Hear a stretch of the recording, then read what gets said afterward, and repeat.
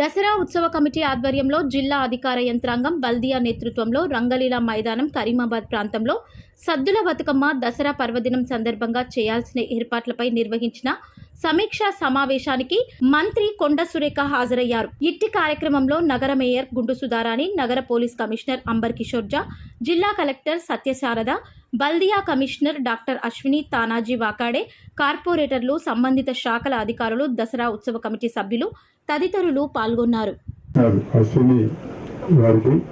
ఈ కార్యక్రమంలో ఈ సందర్భంగా హాజరైనటువంటి అధికారులందరికీ, మా కమిటీ సభ్యులందరికీ ఆహ్వానం ప్రత్యేకంగా రూపుదిద్దడంలో మున్సిపల్ మరి శాఖ చాలా సమర్థవంతంగా పనిచేస్తూ ఉన్నది.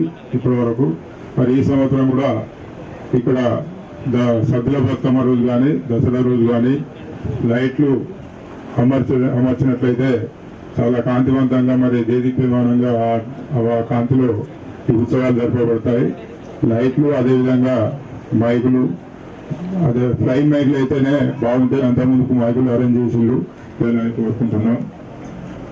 అదేవిధంగా ఈ మనం ఎట్లాగో పోలీస్ సిబ్బందిని పెట్టినా కూడా ఏదో ఒకటి జరిగే అవకాశం ఉంది కాబట్టి అది కూడా ఉంచాల్సిన అవసరం ఉంది. ప్రతి చోట మహిళా పోలీసులను కొంత ఎక్కువ సంఖ్యలో పెట్టండి. ఏంటంటే మగవాళ్ళని అవుట్ ఆఫ్ ద ఏరియాలో మగవాళ్ళని పెట్టి ఇంటర్నల్ ఏరియాలో ఎక్కువగా మహిళా సిబ్బందిని పెడితే మహిళలకు కూడా కొంచెం కంఫర్టబుల్ గా ఉంటుంది అనేటువంటి విషయాన్ని కూడా ఈ సందర్భంగా నేను విన్నవించుకుంటా ఉన్నాను.